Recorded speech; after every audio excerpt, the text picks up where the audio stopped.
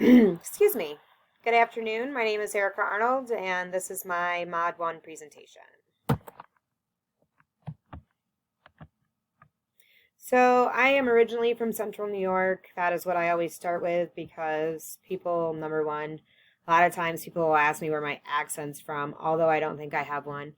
And it is a big move from Central to New York to Southwest Kansas. I moved out here in 2007 and I'm still here. I really enjoy it. I live in Liberal.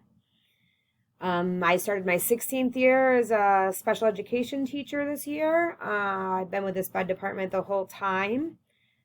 I really, really also enjoy that, and I kind of am looking to move into some different roles.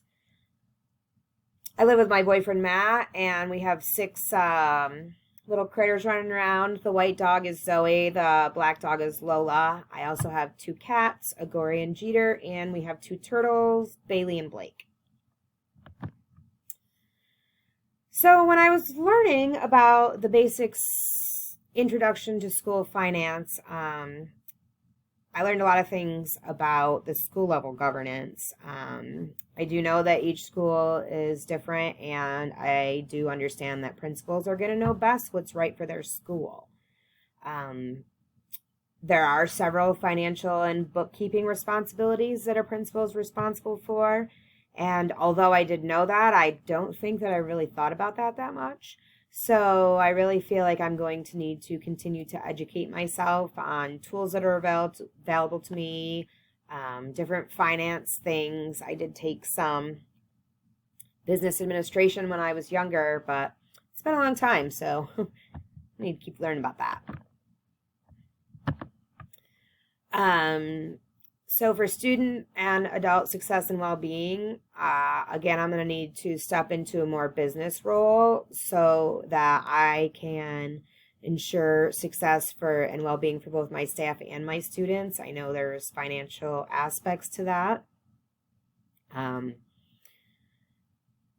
The whole including families and staff input as far as what to spend our money on. Besides just the data, we have been trying to do that the last couple of years. Liberal was a redesigned district, so since then I think that we've done a better job at that. Although before that I had never heard of staff or families actually being stakeholders in any of that. I know that they are, but it just wasn't something that was done before.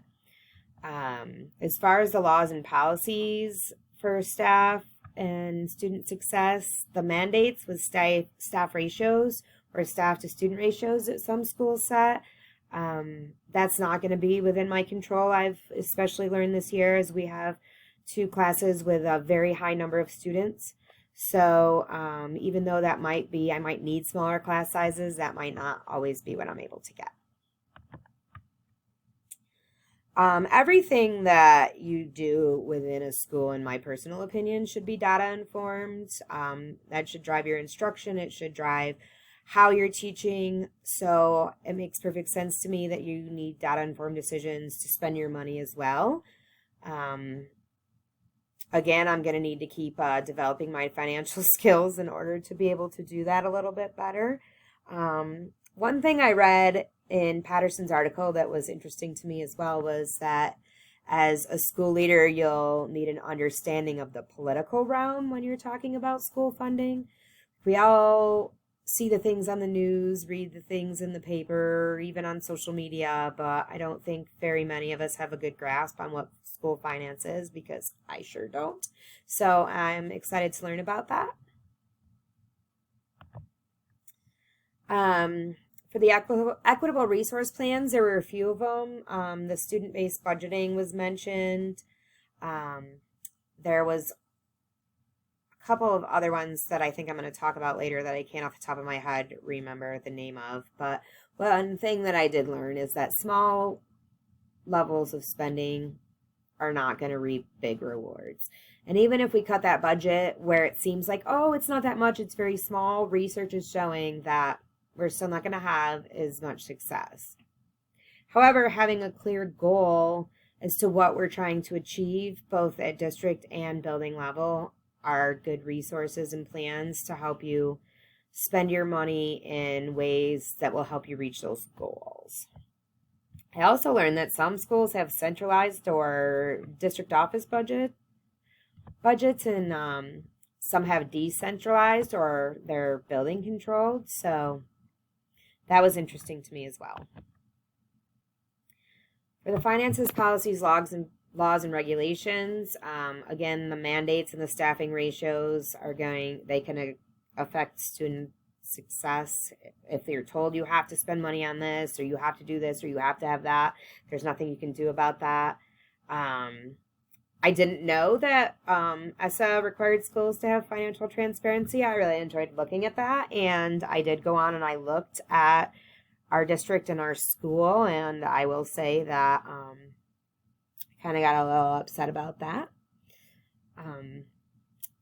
The equitable resource, so we need to have cohesion. So the states need to make sure that our schools can run. We need to therefore make sure that our students are learning. And I also learned that a school budget is mandatory and legally required. I didn't know that either. So some other aha moments that I thought about. I had no idea that students in the district didn't receive the same amount of money. So I thought if the student, let's just say every student should receive $10,000. And I thought that every student in our district got $10,000. But when I went and I looked, I found that some get around $10,000. There's one school that gets about 13, and then there's one school that gets about a little bit less than 9,000. So that's a huge difference, and that, like I said, I was not super stoked about that.